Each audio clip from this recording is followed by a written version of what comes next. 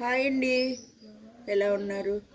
ఇగోండి మన గార్డెన్లో మెంతికూర చూసారా ఎంత బాగుందో.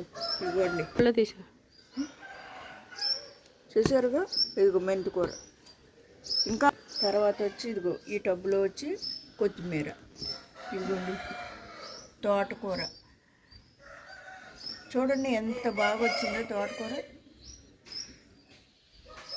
దాంట్లోనే ఉల్లినారు కూడా ఉంది.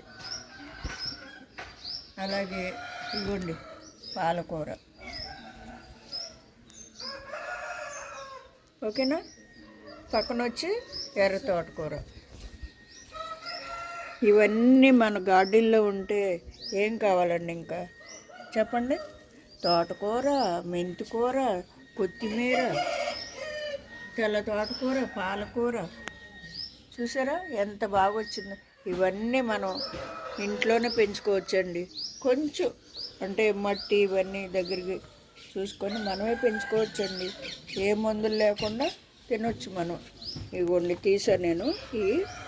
ఈరోజు సండే స్పెషల్ అనమాట, పప్పు మెంతికూర. ఓకేనా? వీడియో నచ్చిందా అండి? ఇవ్వండి ఇలా ఎంత బాగుందో. నాకైతే చాలా సంతోషంగా ఉంది.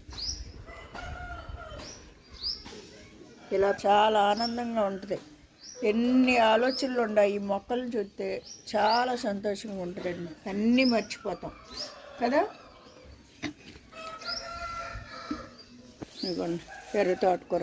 ఇది కూడా తీసేసేయచ్చు, పప్పులో పెట్టుకోవచ్చు విడిగా. ఓకేనా? వీడియో నచ్చింది అనుకోండి. ఇలా మనం ఇక ఒక మొక్కని దగ్గరగా ఉంచుకున్నాం. ఇదిగోండి ఈ ఒక 2-3 మొక్కలు ఇలా ఉంచుకున్నాం అనుకోండి, తోటకూర కానీ ఏదైనా విత్తనాలు వస్తాయి మనకి. ఇవి తయారైనాక ఆ విత్తనాలు మనం సేకరించి మనమే కొనుక్కోకుండా ఇలా వాడుకోవచ్చండి. చూడండి విత్తనాలు ఏదో దొడ్లోనే విత్తనాలు తీసుకోవచ్చు. జాగ్రత్తగా చూసుకుంటూ ఆ విత్తనాలు మనం మళ్ళా నెక్స్ట్ ఉపయోగపడతాయి అవి. ఓకే అండి, ఎలా ఉంది వీడియో?